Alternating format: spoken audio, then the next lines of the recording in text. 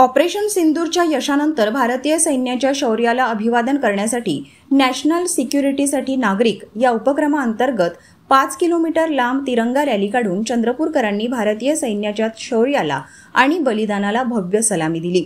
आमदार किशोर जोरगेवार यांच्या संकल्पनेतून आणि संयोजनातून पार पडलेल्या या ऐतिहासिक उपक्रमाला हजारो नागरिकांचा उत्स्फूर्त प्रतिसाद लाभला। यात विविध धर्मीय धर्मगुरूंच्या उपस्थितीमुळे विविधतेत एकतेचे दर्शन घडले। संध्याकाळी 6 वाजता छत्रपती शिवाजी महाराज चौक येथून या तिरंगा रॅलीला सुरुवात झाली। त्यानंतर ही रॅली घोषणा देत शहराच्या मुख्य मार्गाने मार्गस्थ झाली।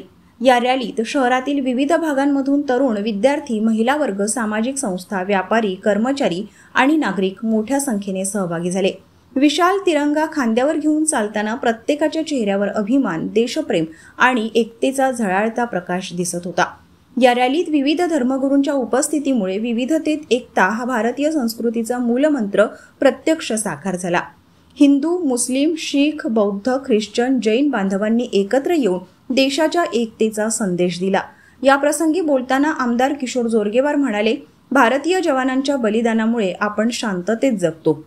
त्यांच्या सन्मानार्थ आपण कृतज्ञतेने झुकतो। ही रॅली केवळ एक कार्यक्रम नसून चंद्रपूर शहराची राष्ट्रभक्तीची आणि एकतेची ताकद जगाला दाखवणारा संदेश आहे। कार्यक्रमात भारत माता की जय, वंदे मातरम, जय जवान, जय किसान अशा घोषणा देत वातावरण देशभक्तीने भारावले होते।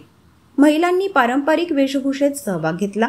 विद्यार्थ्यांनी फलक आणि बॅनरद्वारे देशप्रेमाचे संदेश दिले, तर काही ठिकाणी बँड पथकाच्या गजरात रॅलीचे स्वागत करण्यात आले। रॅली जटपुरा गेटला वळसा घालून पुन्हा छत्रपती शिवाजी महाराज चौकात पोहोचली। येथे रॅलीचा समारोप करण्यात आला।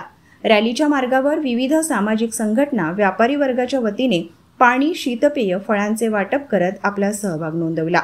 या रॅलीत जवळपास 200 सामाजिक संघटना आणि 5000 देशभक्त नागरिक सहभागी झाले होते।